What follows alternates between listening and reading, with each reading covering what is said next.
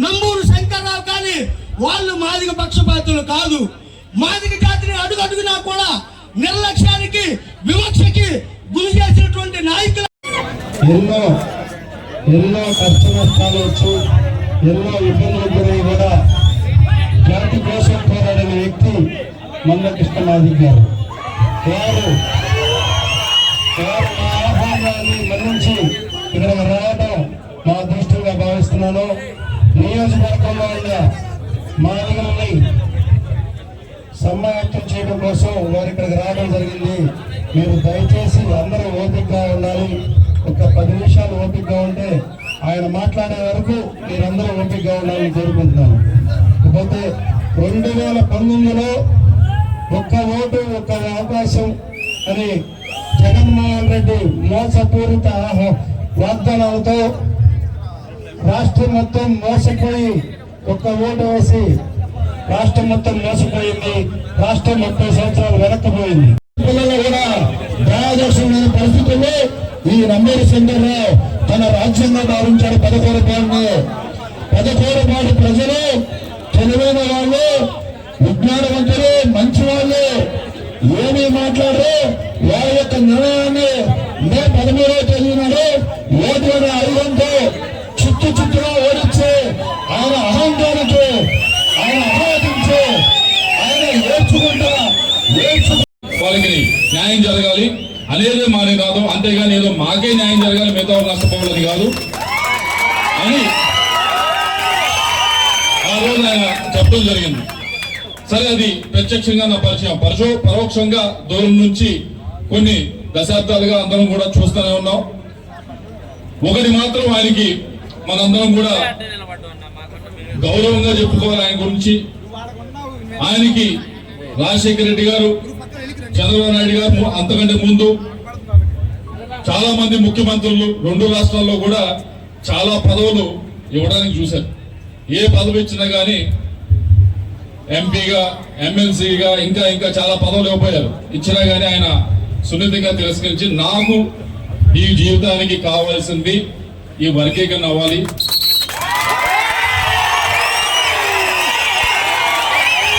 MP పదవి తీసుకుంటే నా ఎంపీ పదవి తీసుకుంటే ఆ 5 సంవత్సరాలు కొద్ది గొప్ప చేస్తానేమో, అంతేగాని ఇది చేస్తే ఏదైతే వర్గీకరణ చేస్తే ముందు తరాల వారికి, వచ్చే నెక్స్ట్ జనరేషన్ ముందు తరాల వారికి ఒకటి మనం మంచి చేసినట్లు మనం ఉండిపోతాం.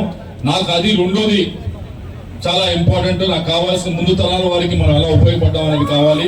నాకు ఈ 5 సంవత్సరాలు ఎంపీ పదవి కూర్చుంటే పెద్ద నాకు ఒరిగేదేం లేదు అని చెప్పి చాలా, ఎందుకంటే ఆయనతో పాటు చాలా మంది చాలా ఉద్యమాలు నడిపారు. ఉద్యమాలు నడిపిన వారు చాలా మంది ఫేడ్ అవుట్ అయిపోయారు. ఏదో పదవి తీసుకొని పక్కన సరిపోవటం, లేకపోతే ఇంకింతేలే జాలి అని చెప్పి పక్క వెళ్ళిపోవడం. కానీ మందకృష్ణ మాదిగ గారు మాత్రం గడిచిన 30 సంవత్సరాల నుంచి ఉద్యమాన్ని ఉధృతంగా ఉద్యమం పెరుగుతున్నా ఉంది కానీ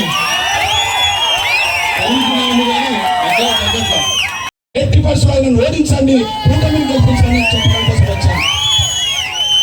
ఇక రెండో విషయం మీ అన్నగా చెప్తున్నా, నేను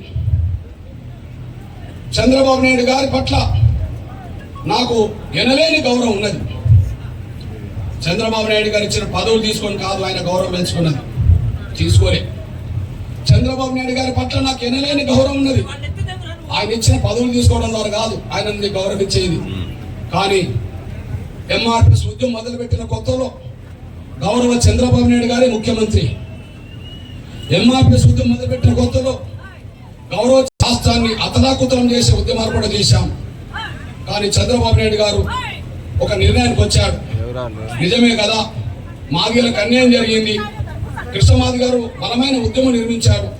ఈ సమయంలో వాళ్ళకు న్యాయం చేయాలని చెప్పి చంద్రబాబు నాయుడు గారు ఒక నిర్ణయం తీసుకొని ఎస్సీ వర్గీకరణకు అనుగుణంగా నేనుంటే కృష్ణ, మీకు న్యాయం చేస్తే కృష్ణ అని చెప్పి ఒక మాట ఇచ్చాడు. ఇప్పుడు ఎస్సీ వర్గీకరణ చేస్తే కృష్ణ, ఆంధ్రప్రదేశ్ అమలు చేస్తే కృష్ణ అని చెప్పి ఇప్పుడు ఎట్లా మద్దతు ఇచ్చాడు. ఆ వర్గీకరణ అన్నాడు. ఆనాడు 98లో కూడా ఎస్సీ వర్గీకరణకు అనుగుణంగా మాట్లాడిన చంద్రబాబు నాయుడు గారు నాకు పదవులు ఇవ్వాలని ప్రయత్నం చేసిండు, కానీ నేను తీసుకోలేదు. కానీ ఏబీసీ నేను చేస్తా అంటాను కృష్ణ, మరి నువ్వు నాకు సాయం చేయవచ్చు కదా అన్నాడు, నాకు మద్దతు ఇవ్వచ్చు కదా అన్నాడు. ఇగో మీ బిడ్డగా, మీ అన్నగా ఇప్పుడు మద్దతే కాదు, 98లో కూడా చంద్రబాబు నాయుడు గారికి మద్దతు ఇచ్చాం. ఇది డోర్ స్టిక్కర్ అనేసి కూడా మీరు మర్చిపోతాం సహనం కోరుతున్నాం. మిత్రులను గెలిపిద్దాం, శత్రువును ఓడిద్దాం. ప్రస్తుత పార్లమెంట్ ఎన్నికల్లో తెలుగుదేశాన్ని గెలిపిద్దాం, మన హక్కుల కోసం నిలద్దామని చెప్పి ఇది డోర్ స్టిక్కర్ అనేసి కూడా మీరు మర్చిపోతాం సహనం కోరుతున్నాం. అంటే 98లోనే చంద్రబాబు నాయుడు గారికి మనం మద్దతు ఇచ్చాము. చంద్రబాబు నాయుడు గారు కొంత జాప్యం చేస్తున్న సమయంలో మనం ఎదుర్కొన్నాము. అంతిమంగా చంద్రబాబు నాయుడు గారు ఇచ్చిన మాట నిలబెట్టుకున్నాడు. ఇచ్చిన మాట నిలబెట్టుకోవడం వల్ల 99 నవంబర్ 2004 నవంబర్ వరకు ఆయన ప్రభుత్వం ముందు ఉన్నంత వరకు మాత్రం వర్గీకరణ అమలు జరిగితే 22,000 ప్రభుత్వ ఉద్యోగాలు మన బిడ్డలకు వచ్చిన ఆ కాలంలో. వేలాది మంది ఉన్నత విద్యా అవకాశాల ద్వారా మనోళ్ళు ముందుకు వచ్చారు ఆ కాలంలో. అంటే చంద్రబాబు నాయుడు గారు ఉమ్మడి ఆంధ్రప్రదేశ్లో పరిపాలించినప్పుడే ఏబిసిడి వర్గీకరణ జరిగింది. మన బిడ్డలకు కొంత భవిష్యత్తు వచ్చేసింది.